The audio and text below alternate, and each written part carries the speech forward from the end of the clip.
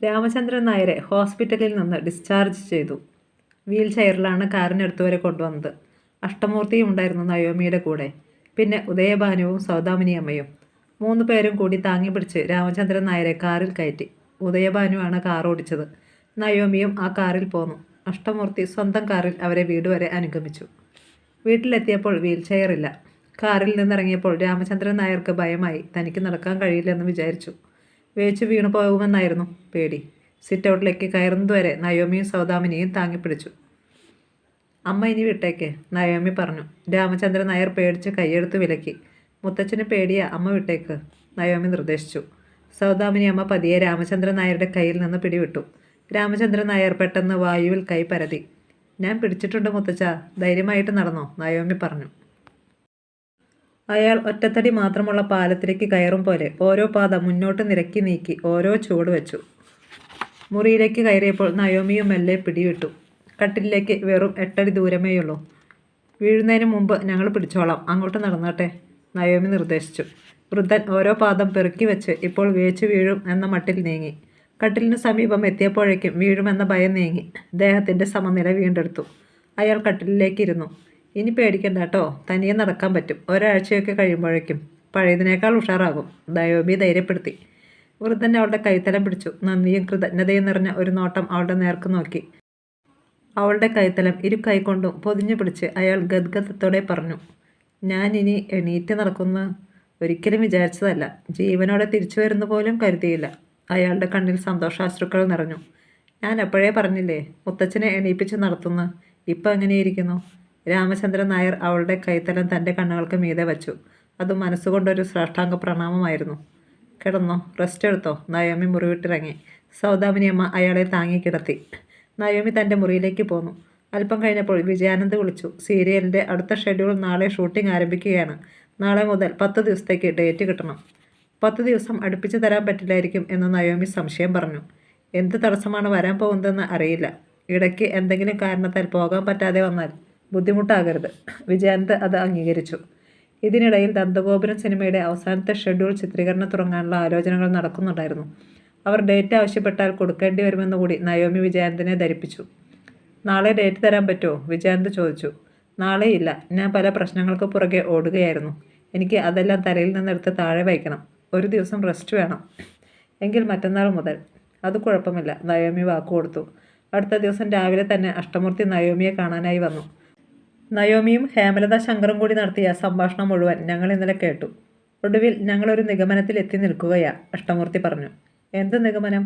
നയോമിയെ അന്ന് കിഡ്നാപ്പ് ചെയ്തത് ഹേമലത ശങ്കറാണ്. ആ സ്ത്രീ അങ്ങനെയൊന്നും ചെയ്യില്ല. ആ സ്ത്രീ ചെയ്തു എന്നല്ല, കൊട്ടേഷൻ കൊടുത്ത് ചെയ്യിച്ചു. എനിക്കങ്ങനെ തോന്നിയില്ലല്ലോ. അതെന്തുകൊണ്ടാണെന്ന് എനിക്കറിയില്ല. പക്ഷേ ഹേമലത ശങ്കറിൻ്റെ സംഭാഷണത്തിലുടനീളം ഒരു ഭീഷണിയുണ്ട്. മുമ്പ് അവർ നിന്നോട് എന്താണോ ചെയ്തത് അത് വേണ്ടി വന്നാൽ വീണ്ടും ആവർത്തിക്കുമെന്ന്. അതിൻ്റെ ആവശ്യം വരില്ലെങ്കിലേ, നയോമി പറഞ്ഞു. അഷ്ടമൂർത്തി വിസ്മയഭരിതനായി. നീ എന്താ അങ്ങനെ പറഞ്ഞത്? ഞാൻ എന്തിനാ അവരോട് വഴക്കുണ്ടാക്കുന്നേ? എനിക്ക് ഗൗതമനോട് പ്രേമമില്ല. പിന്നെന്താ വേണ്ടാത്ത വയ്യാവേലി എടുത്ത് തലയിൽ വയ്ക്കുന്നേ? പക്ഷേ നിന്നെ ആരാണ് ദ്രോഹിച്ചതെന്ന് അറിയണ്ടേ? നിൻ്റെ ഓർമ്മ പോലും നശിപ്പിച്ചു. എനിക്കതിനൊരു നഷ്ടപരിഹാരം കിട്ടിയാൽ പോരെ അങ്കിളെ? അതല്ലേ നല്ലത്. എന്ത് നഷ്ടപരിഹാരം? ഹേമലത മാഡം ഒരു ഓഫർ മുന്നോട്ട് വച്ചിട്ടുണ്ട്. അത് ഞാൻ സ്വീകരിക്കാൻ പോവുകയാണ്. അവരോട് പൈസ വാങ്ങിച്ചുകൊണ്ട് പിന്മാറാനോ? പണം ചോദിച്ചാൽ ഞാനൊരു ദുരാഗ്രഹിയായി പോകും. അതുകൊണ്ട് ഇങ്ങനെയാണ് എൻ്റെ തീരുമാനം.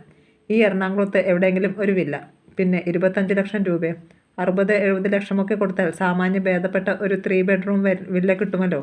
അല്ലെങ്കിൽ 2000 സ്ക്വയർ ഫീറ്റ് വരുന്ന ഒരു ഫ്ലാറ്റ് ആയാലും മതി, ഫുള്ളി ഫർണിഷ്ഡ്. നിന്നെ നശിപ്പിക്കാൻ ശ്രമിച്ചവരുടെ കയ്യിൽ നിന്ന് പ്രതിഫലം വാങ്ങിച്ചുകൊണ്ട് അവരെ വെറുതെ വിടാനോ? പ്രതിഫലം അല്ലെങ്കിലേ, നഷ്ടപരിഹാരം. ഇനി അവർക്കെതിരെ കേസിന് പോയാലും നഷ്ടപരിഹാരം നമുക്ക് കിട്ടില്ലല്ലോ. കേസ് തെളിഞ്ഞാൽ എന്നെ തട്ടിക്കൊണ്ടുപോയത് അവരുടെ കൊട്ടേഷൻ ടീമാണെങ്കിൽ ചിലപ്പോൾ അവരെ ശിക്ഷിച്ചേക്കും, അത്ര തന്നെ. അതുകൊണ്ട് നമുക്കെന്താ ലാഭം? മോളെ, നീ മഹാദേവൻ നമ്പ്യാരുടെ മകളാണ്. 1 കോടിയിൽ താഴെ രൂപയ്ക്ക് നിൻ്റെ അഭിമാനം വിൽക്കുന്നോ? 100 കോടിയല്ല, 500 കോടിയല്ല, 1000-ലധികം കോടി രൂപയുടെ ആസ്തിക്ക് ഏക അവകാശിയാണ് നീ. അങ്കിളങ്ങനെ 500 കോടി 1000 കോടി എന്ന് പറയുന്നതല്ലാതെ അതൊന്നും എൻ്റെ കയ്യിലില്ലല്ലോ. കിട്ടുമോ എന്ന് തീർച്ചയുമില്ല, നയോമി വാദിച്ചു. നിന്നെ ഞാൻ എന്തിനാ ആ എസ്റ്റേറ്റ് കാണിച്ചു തന്നത്? ഏർദിയാറിലെ ആ ബംഗ്ലാവിന് എത്ര കോടി വില വരുമെന്ന് നിനക്കറിയാമോ?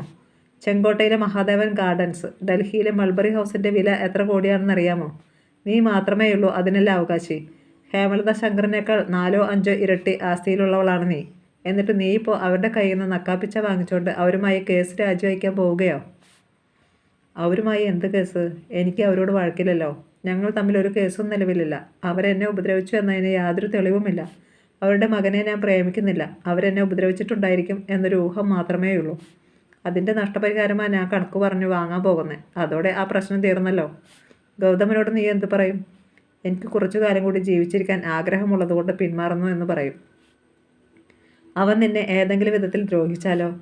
നീ കൈയൊഴിഞ്ഞാൽ അവന് പകയുണ്ടാവുമല്ലോ. അവൻ നിന്നോട് പ്രതികാരം ചെയ്താലോ? അതിനേക്കാൾ ഞാൻ പേടിക്കേണ്ടത് ഹേമലത ശങ്കറിനെ അല്ലേ? കുറേ ലക്ഷങ്ങൾ കയ്യിൽ വരുമെന്ന് കണ്ടപ്പോൾ നീ എല്ലാം മറന്നോ? നിന്റെ സ്ഥാനവും മാനവും മഹിമയും എല്ലാം. മഹാദേവൻ നമ്പ്യാരുടെ മകളാണ് നീ. അതൊക്കെ ഇനി സ്ഥാപിച്ചെടുക്കണ്ടേ അങ്കിളെ?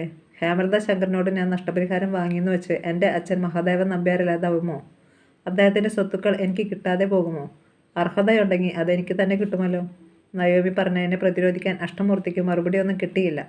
ശരി, ആ പൈസ കിട്ടിയിട്ട് നീ എന്ത് ചെയ്യാൻ പോകുന്നു? അമ്മയുടെ പേരിൽ 25 ലക്ഷം രൂപ ഫിക്സഡ് ഡെപ്പോസിറ്റായി ഇടണം. കിട്ടുന്ന ഫ്ലാറ്റോ വില്ലയോ അനിലേട്ടൻ്റെ പേരിൽ വാങ്ങണം. അത് വാടകയ്ക്ക് കൊടുത്താൽ ഈ കുടുംബത്തിന് അലലില്ലാതെ കഴിയാനുള്ള പൈസ വാടകയായി മാസം തോറും കിട്ടും. നീ എന്താ ഇതെല്ലാം ഉപേക്ഷിച്ച് എങ്ങോട്ടെങ്കിലും പോകാൻ തീരുമാനിച്ചോ? അല്ലെങ്കിലേ, എനിക്ക് വല്ലതും സംഭവിച്ചാലും ഈ കുടുംബത്തിന് കഴിഞ്ഞുകൂടാൻ ആരുടെ മുമ്പിൽ കൈ നീട്ടേണ്ടി വരരുത്. നിനക്കെന്ത് സംഭവിക്കാൻ? അങ്ങനെയല്ലെങ്കിലേ, ആരുടെ ജീവനാ ഗ്യാരണ്ടി ഉള്ളത്? ഒരു പനി, ഒരു വീഴ്ച, ഒരു ആക്സിഡൻറ്റ്, ഒരു മാറാരോഗം, എന്താ സംഭവിച്ചു കൂടാത്തത്? നയോമിയുടെ തീരുമാനത്തിന് ഇളക്കമില്ലെന്ന് അഷ്ടമൂർത്തിക്ക് മനസ്സിലായി. നിരാശയോടെ അയാൾ ഹോട്ടൽ റൂമിലേക്ക് മടങ്ങി. ജിംസണും ഡോണ്ടിയും അഷ്ടമൂർത്തി വരുന്നതും കാത്ത് മുറിയിലിരിപ്പുണ്ടായിരുന്നു. അഷ്ടമൂർത്തി ചെന്നയുടൻ നയോമിയുടെ അപ്രതീക്ഷിതമായ മനംമാറ്റത്തെക്കുറിച്ച് അവരെ ധരിപ്പിച്ചു. അങ്കിളിന് എന്ത് തോന്നുന്നു? എല്ലാം കേട്ടുകഴിഞ്ഞ് ജിംസൺ ചോദിച്ചു. ഹേമലത ശങ്കറിൻ്റെ ഭീഷണി അവളെ ഭയപ്പെടുത്തിയിട്ടുണ്ടെന്ന്. നമ്മൾ ഹേമലതയുടെ ശബ്ദം മാത്രമേ കേൾക്കുന്നുള്ളൂ. അവരുടെ നോട്ടത്തെയും ഭാവങ്ങളെയും നേരിട്ടത് നയോമിയാണ്. അതിൻ്റെ തീക്ഷ്ണത നമുക്കറിഞ്ഞുകൂടാ. അതാണോ പ്രശ്നം? ജിംസൺ സംശയം പ്രകടിപ്പിച്ചു. അവൾ ഇപ്പോഴത്തെ ദൗത്യം വിഡ്രോ ചെയ്യാൻ ആഗ്രഹിക്കുന്നു. എനിക്ക് അങ്ങനെയേ തോന്നുന്നേ. ആ വീട്ടിൽ കൂടുതൽ നാൾ തുടരാൻ അവൾക്ക് ആഗ്രഹമില്ല. താനില്ലെങ്കിലും ആ കുടുംബം പട്ടിണി കൂടാതെ കഴിയാനുള്ള മാർഗങ്ങൾ ശരിയാക്കി വെച്ചിട്ട് അവൾക്ക് ആ വീട് ഉപേക്ഷിച്ച് പോകണം. എങ്ങോട്ട്? എവിടെ പോകും അവൾ? അഷ്ടമൂർത്തി ചോദിച്ചു. ഇതൊന്നുമല്ല സംഭവം, ഡോണ്ടി പറഞ്ഞു. നമ്മളിൽ നിന്ന് അവൾ ഒഴിഞ്ഞു മാറുകയാണ്. നയോമിയെ ആരായിരുന്നു തട്ടിക്കൊണ്ടുപോയത്, അവൾക്ക് എന്തായിരുന്നു സംഭവിച്ചത് എന്നറിയാനുള്ള നമ്മുടെ അന്വേഷണം അവൾ ഈ ഒറ്റ തീരുമാനം കൊണ്ട് അട്ടിമറിക്കുകയാണ്. ഹേമലത ശങ്കറുമായി സംസാരിച്ചു കഴിഞ്ഞപ്പോൾ അവൾക്ക് മനസ്സിലായി, സാക്ഷാൽ നയോമിയെ വകവരുത്തിയത് ആ സ്ത്രീയോ അവർ ചുമതലപ്പെടുത്തിയ കൊട്ടേഷൻ സംഘമോ ആണെന്ന്. ഇനിയും നമ്മുടെ അന്വേഷണത്തോട് സഹകരിച്ചാൽ അവൾ ആരാണെന്ന സത്യം നമ്മൾ മനസ്സിലാക്കും എന്ന് അവൾ തിരിച്ചറിഞ്ഞു. അതൊഴിവാക്കാൻ അവൾ കണ്ടുപിടിച്ച മാർഗമാണ് ഇത്. ഹേമലത ശങ്കറുമായി സന്ധി ചെയ്യുക. അവരുടെ കയ്യിൽ നിന്ന് പണമോ പ്രോപ്പർട്ടിയോ വാങ്ങിയിട്ട് പിന്നെ അവർക്കെതിരെ കേസും അന്വേഷണവുമായി പോകേണ്ട കാര്യമില്ലല്ലോ. അവൾ നമ്മളെക്കാൾ ബുദ്ധിമതിയാണ്. അങ്ങനെയൊരു സാധ്യത ഇപ്പോഴാണ് അഷ്ടമൂർത്തിയുടെയും ജിംസണിൻ്റെയും ബുദ്ധിയിൽ തെളിഞ്ഞത്. പോലീസ് ബുദ്ധി തന്നെ മെച്ചം. അഷ്ടമൂർത്തി ഡോണ്ടിയെ അഭിനന്ദിച്ചു. പക്ഷേ എന്തുകൊണ്ടായിരിക്കും അവൾ അങ്ങനെ ചെയ്യുന്നത്? അവൾക്കിനി സിത്താര മഹാദേവൻ എന്ന ഐഡൻറ്റിറ്റി തിരികെ വേണ്ട. ശേഷിച്ച കാലം നയോമിയായി ജീവിക്കാൻ തന്നെ അവൾ ഉറച്ചു കഴിഞ്ഞു, ഡോണ്ടി പറഞ്ഞു. അത്ര കടുത്തൊരു തീരുമാനമെടുക്കാൻ എന്തായിരിക്കും കാരണം? അഷ്ടമൂർത്തി ചോദിച്ചു. സിത്താരയ്ക്ക് സ്വന്തം ഐഡൻറ്റിറ്റി വെളിപ്പെടുത്താൻ പറ്റാത്ത വിധം എന്തോ സംഭവിച്ചിട്ടുണ്ട്, ഡോണ്ടി പറഞ്ഞു. ഒരാൾ മറ്റൊരാളുടെ ഐഡൻറ്റിറ്റി ഉപയോഗിച്ച് ജീവിക്കുക എന്നതിനർത്ഥം മറിഞ്ഞിരിക്കുക എന്നത് തന്നെയാണ്. അതായത് തന്നെത്താൻ ഒളിപ്പിക്കുക. ഒരാൾക്ക് ഒളിവിൽ പോകാൻ 2 കാരണങ്ങളേയുള്ളൂ. 1 മരണഭയം, 2 ചെയ്തു പോയ കുറ്റകൃത്യത്തിന് പിടിയിലാകുമെന്ന പേടി. കുറ്റവാളികളാണല്ലോ സാധാരണ ഒളിവിൽ പോകാറ്. സിത്താര എന്തു കുറ്റകൃത്യം ചെയ്തു? ജിംസൺ ഡോണിനെ ചോദ്യമുനയിൽ കോർക്കുന്നത്ര തീക്ഷ്ണതയോടെ ചോദിച്ചു. കുറ്റകൃത്യമാണെന്ന് ഞാൻ തീർത്ത് പറഞ്ഞില്ലല്ലോ. ഭരണഭീതിയായിരിക്കാം. അവൾ സിത്താരയാണെന്ന് വെളിപ്പെട്ടാൽ ആരെങ്കിലും അവളെ കൊല്ലാനുള്ള സാധ്യത അവൾ മനസ്സിൽ കണ്ടിട്ടുണ്ടാകും. ഇതൊരു ഭയങ്കര കുരുക്കാണല്ലോ എങ്കിൽ. ജിംസൺ നെറ്റി തിരുമ്മി. നമുക്ക് അവളോട് തന്നെ നേരിട്ട് പറഞ്ഞാലോ? നിന്നെ ഞങ്ങൾ തിരിച്ചറിഞ്ഞെന്ന് അഷ്ടമൂർത്തി ഡോണിനോട് ചോദിച്ചു. ഞാൻ പറഞ്ഞതാണ് അവളുടെ മാനസികാവസ്ഥയെങ്കിൽ അവൾ സമ്മതിച്ചു തരില്ല, ഡോണ്ടി പറഞ്ഞു. നമുക്ക് നമ്മുടെ തെളിവ് കാണിക്കാം. തമ്പും ബ്രഷിനുള്ള വ്യത്യാസം. അത് സ്ഥാപിച്ചെടുക്കാൻ പറ്റിയ തെളിവല്ല ജിംസൺ, ഡോണ്ടി വെളിപ്പെടുത്തി.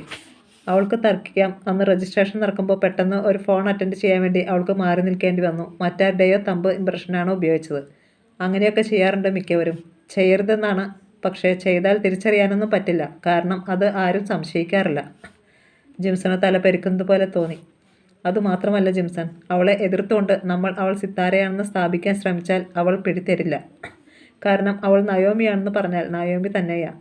പാറ്റേൺ DNA പരിശോധിച്ചാൽ അവൾ നയോമിയാ. കാരണം സിത്താരയുടെയും നയോമിയുടെയും അച്ഛൻ ഒന്ന് തന്നെ. മെറ്റേണൽ DNA പരിശോധിച്ചാലും അവൾ നയോമിയാ. രണ്ടുപേരുടെയും അമ്മയും ഒരാൾ തന്നെ. നയോമിയുടെ ഒപ്പം ഇതിനകം അവൾ പഠിച്ചെടുത്തിട്ടുണ്ട്. ആധാർ കാർഡും പാസ്പോർട്ടും വെച്ച് വെരിഫിക്കേഷൻ നടത്തി നോക്കിയാലോ? ജിംസൺ ചോദിച്ചു. നമ്മൾ അവളെ തോൽപ്പിക്കാനല്ല ശ്രമിക്കേണ്ടത്, ജയിപ്പിക്കാനാണ്. അവളെ എതിർകക്ഷിയാക്കണ്ട. നമുക്ക് അവളുടെ കൂടെ നിൽക്കാം. നയോമിക്ക് എന്ത് സംഭവിച്ചെന്ന് അറിയാൻ വേണമല്ലോ. നമ്മളിനി എന്താ ചെയ്യേണ്ടത്? നമ്മൾ അവളെ സപ്പോർട്ട് ചെയ്യുന്നുണ്ടെന്ന് ബോധ്യപ്പെടുത്തുക. അവൾക്ക് സംശയത്തിനിട കൊടുക്കാതെ നമ്മുടെ അന്വേഷണം തുടരുക. എന്നാൽ ഞാൻ അവളെ വിളിക്കട്ടെ? അഷ്ടമൂർത്തി ചോദിച്ചു. വിളിച്ചിട്ട് എന്തു പറയും? അവളുടെ ഇഷ്ടം അതാണെങ്കിൽ നമ്മൾ അവൾക്ക് എല്ലാ പിന്തുണയും കൊടുക്കുന്നെന്ന്, അവൾക്ക് വേണ്ടി ഹേമലത ശങ്കറുമായി സംസാരിക്കാമെന്ന്, ഒരു മീഡിയേറ്ററുടെ സ്ഥാനത്ത് നിന്നുകൊണ്ട്. അവൾക്ക് സംശയം തോന്നരുതെങ്കിലേ? ഇല്ല, അത് ഞാൻ ഏറ്റു. അഷ്ടമൂർത്തി അപ്പോൾ തന്നെ നയോമിയുടെ നമ്പറിലേക്ക് വിളിച്ചു. നയോമിയെ ലൈനിൽ കിട്ടിയപ്പോൾ അഷ്ടമൂർത്തി പറഞ്ഞു, മോളെ, നീ പറഞ്ഞ കാര്യം ഞാനിവിടെ എൻ്റെ ഫ്രണ്ട്സുമായി ഡിസ്കസ് ചെയ്തു. നിൻ്റെ ഇഷ്ടം അതാണെങ്കിൽ നടക്കട്ടെ എന്നാണ് എല്ലാവരുടെയും അഭിപ്രായം. താങ്ക് യു എങ്കിൽ. നീ ഹേമലത ശങ്കറിനെ വിളിച്ചോ? ഇല്ല, ഇങ്ങോട്ട് വിളിക്കാമെന്നാണ് പറഞ്ഞിരിക്കുന്നത്. ഈ വക കാര്യങ്ങളിൽ നേരിട്ട് സംസാരിക്കുന്നതിനേക്കാൾ നല്ലത് ഒരു മീഡിയേറ്റർ ഉള്ളത് തന്നെയാ. അവരെന്തായാലും ബാർഗെയിൻ ചെയ്യും. നിനക്ക് അറുത്തുമുറിച്ച് കാര്യം പറയാൻ ബുദ്ധിമുട്ടാകും. ബാർഗെയിൻ ഉണ്ടാകുമോ എങ്കിലേ? അവർ ബിസിനസ്സുകാരിയല്ലേ. നീ ഒരു കാര്യം ചെയ്താൽ മതി. എൻ്റെ നമ്പർ അവർക്ക് കൊടുത്തിട്ട് പറയണം അഡ്വക്കേറ്റുമായി സംസാരിക്കാൻ. ആ സ്ത്രീ എന്നെ വിളിക്കട്ടെ. കിട്ടാവുന്നതിൻ്റെ പരമാവധി ഞാൻ വാങ്ങിത്തരാം. അങ്കിൾ എന്നെ പറ്റിക്കോ? നയോമി, നിൻ്റെ ആപത്ഘട്ടങ്ങളിലെല്ലാം ഞാൻ കൂടെ നിന്നിട്ടേ ഉള്ളൂ, മറക്കരുത്. ഓക്കെ അങ്കിൾ, ഞാൻ അവർക്ക് അങ്കിളുടെ നമ്പർ കൊടുക്കാം. നയോമി സമ്മതിച്ചു. അന്ന് വൈകുന്നേരം ഹേമലത ശങ്കർ നയോമിയെ ഫോണിൽ വിളിച്ചു. നയോമി കോൾ അറ്റൻഡ് ചെയ്ത് ഗുഡ് ഈവനിങ് പറഞ്ഞു. നീ എന്ത് തീരുമാനിച്ചു എന്നറിയാൻ വേണ്ടി വിളിച്ചതാണ്. ഹേമലത ശങ്കറിൻ്റെ വിട്ടുവീഴ്ചയില്ലാത്ത ശബ്ദം അവളുടെ കാതിൽ വന്നലച്ചു. ഞാൻ പിന്മാറാൻ തയ്യാറാണ്. ഗുഡ്. എന്തു വേണം നിനക്ക്? സാമ്പത്തിക കാര്യങ്ങൾ എൻ്റെ അഡ്വക്കറ്റാണ് നോക്കുന്നത്. ഞാൻ അദ്ദേഹത്തിൻ്റെ നമ്പർ തരാം. ഒരു പഴുതി കിട്ടിയപ്പോൾ എന്നെ അങ്ങ് ഊറ്റിയെടുക്കാമെന്ന് വിചാരിക്കരുത്. ഞാൻ തീരെ ബുദ്ധിയില്ലാത്തവളല്ലേ. മാഡത്തിന് പൊന്നു മനസ്സുണ്ടെങ്കിൽ മാത്രം മതി. ഞാൻ ആരെയും ഭയന്നിട്ടൊന്നുമല്ല വഴങ്ങിയത്. ഒരു കുടുംബം ഞാൻ കാരണം നശിക്കേണ്ടെന്ന് കരുതി. എന്ന് വെച്ച് ഞാനും വണ്ടിയല്ല. സകലതും വിട്ടുകൊടുത്ത് പിന്മാറുമ്പോൾ എന്തെങ്കിലും ഒരു നഷ്ടപരിഹാരം എനിക്ക് കിട്ടണമല്ലോ. ശരി, നിൻ്റെ അഡ്വക്കറ്റിൻ്റെ നമ്പർ തരൂ. ഹേമലത ആവശ്യപ്പെട്ടതനുസരിച്ച് നയോമി അപ്പോൾ തന്നെ അഷ്ടമൂർത്തിയുടെ നമ്പർ നൽകി. നമ്പർ കിട്ടിയ ഉടൻ തന്നെ ഹേമലത ശങ്കർ അഷ്ടമൂർത്തിയെ ഫോണിൽ വിളിച്ചു. അഷ്ടമൂർത്തി കോൾ എടുത്തു. Hello, advocate Ashtamoorthy? മറുവശത്തു നിന്ന് ചോദ്യം വന്നു. അതെ മാഡം. നയോമി പറഞ്ഞു, നിങ്ങളെ വിളിച്ചാൽ നിങ്ങളുടെ റിക്വയർമെൻറ്റ്സ് എന്താണെന്ന് പറയുമെന്ന്. മാഡം, അവൾ വളരെ സങ്കടത്തിലും നിരാശയിലുമാണ് ഈ ബന്ധം ഉപേക്ഷിക്കാൻ തയ്യാറാവുന്നത്. വിഷയത്തിലേക്ക് വരൂ. മുഖവുര വേണ്ട, നേരെ കാര്യം പറയുക. കാക്കനാടിനും എറണാകുളം സിറ്റിക്കും ഇടയിൽ ഒരു വില്ല, 2000 സ്ക്വയർ ഫീറ്റിൽ കുറയാതെ, അല്ലെങ്കിൽ അത്ര തന്നെ അളവുള്ള കംപ്ലീറ്റ് ഫർണിഷ്ഡ് ഫ്ലാറ്റ്, പിന്നെ 25 lakhs ലിക്വിഡ് മണി. മറുവശത്ത് അല്പനേരത്തെ മൗനം. 25 ലക്ഷം രൂപയുണ്ടെങ്കിൽ ഒരാളെ കൊന്ന മുടിനാരിൻ്റെ തെളിവ് പോലുമില്ലാതെ കോടതിയിൽ കേസും പറഞ്ഞ് തലയൂരി പോരാ. എന്നാൽ നിങ്ങളങ്ങനെ ശ്രമിച്ചു നോക്കൂ. ഞാൻ ഈ സംഭാഷണം റെക്കോർഡ് ചെയ്യുന്നുണ്ട്. എന്ത് ധൈര്യത്തിലാണ് നിങ്ങൾ ഇത്ര വലിയ ഡിമാൻഡ് വയ്ക്കുന്നത്? ഹേമലത ശങ്കർ ചോദിച്ചു. നയോമി ഏത് നിമിഷം വേണമെന്ന് ആവശ്യപ്പെട്ടാലും തൃശ്ശൂരിലെ നിങ്ങളുടെ ഷോറൂം ഗൗതം അവളുടെ പേരിലേക്ക് എഴുതി കൊടുക്കും. എത്ര കോടി വരും അതിൻ്റെ വില? അഷ്ടമൂർത്തി നിസ്സാരമട്ടിൽ ചോദിച്ചു. മറുവശത്ത് നിന്ന് മറുപടിയൊന്നുമില്ല. അഷ്ടമൂർത്തി ക്ഷമയോടെ കാത്തു.